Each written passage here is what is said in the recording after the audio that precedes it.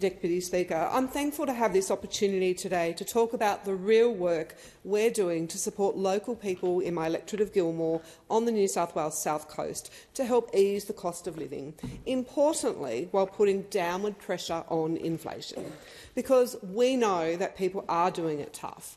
Inflation is still higher than we'd like, but it's less than half its peak and much lower than what we inherited from the Coalition.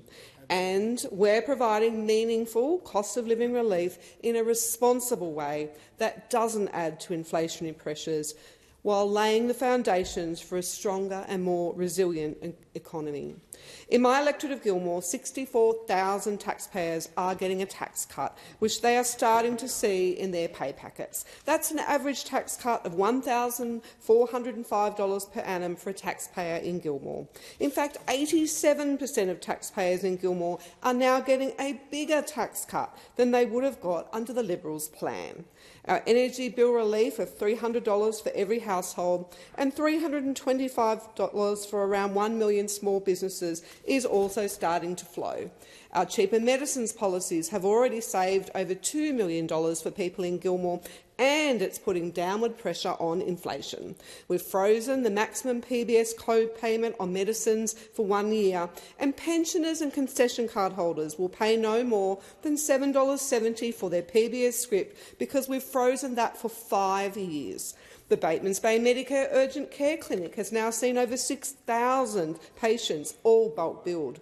The new endometriosis and pelvic pain clinic at Milton is also providing much-needed health assistance, again bulk billed.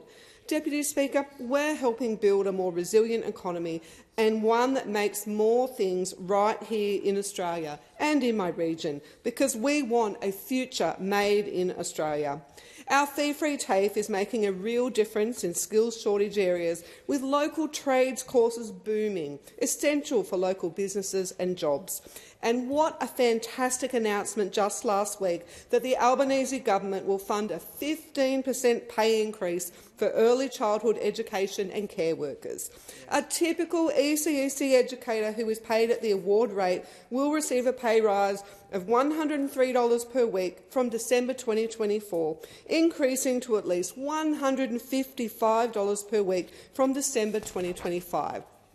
On Thursday last week, I visited the ECTARC, the Basin Education and Care Service at Sanctuary Point, and I talked with early learning educators. It was Early Learning Matters Week, and it's easy to see the important work of early learning educators and what a positive difference early learning makes for children. But the availability of early learning centres and educators is also critical for working parents in my electorate, because if you can't find care for your child, how do you go back to work? Time and time again, I have had parents very concerned about the availability of care for their child and how it was impacting their ability to return to work and run their business. We all knew what a big part of the problem was. Early learning educators weren't paid enough. This was historical, but it needed to be fixed, and that's what we're doing.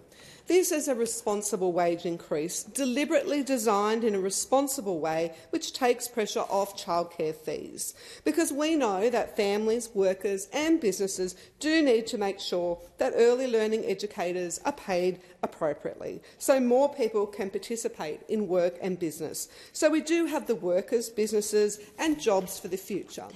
Deputy Speaker, it should come as no surprise that the Liberals have opposed all of our cost of living relief and want to wind it back. What do they want to wind back?